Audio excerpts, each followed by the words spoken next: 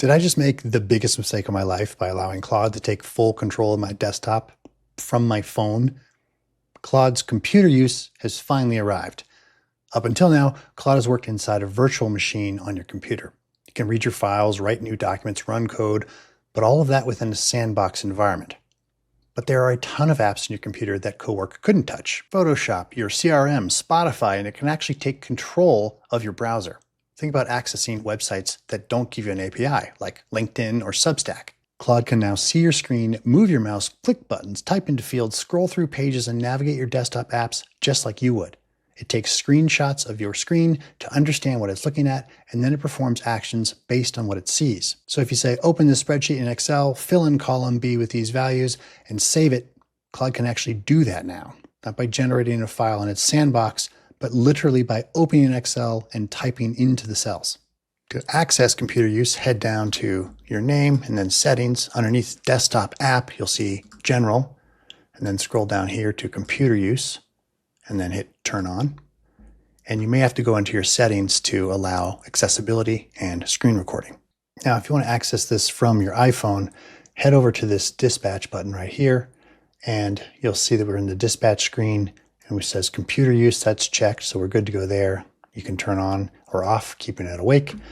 And then head over to your iPhone here, click on this sidebar, and you can go ahead and hit dispatch, and then it's going to go through the process of pairing your phone with your desktop. Lastly, if you want it to be able to browse on your behalf, you can go back into the settings here, and then general, and then browser use, allow all browser actions, and just be aware of the warnings there. Before I forget, we've got a ton of free AI and automation courses available for you to start using today at lawtonlearns.com. The site is linked below.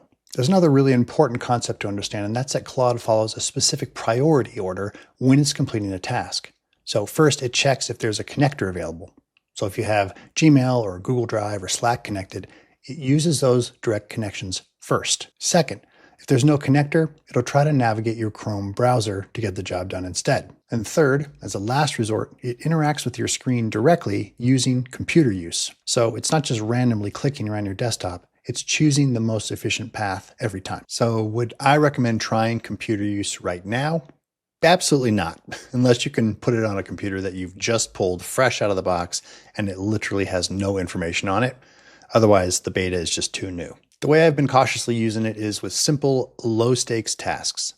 I make sure to close everything on my computer except the data I want it to reference because it can screenshot literally anything that's open. I've had to organize a few folders, pull together some research, and it's done some light website scraping because I'm betting sites like LinkedIn that don't want to be scraped are going to shut down my account if I get too aggressive. I'm really looking forward to computer use when it has better safety controls and is solid enough to leave beta preview. For now, thanks for watching, and I'll see you next time.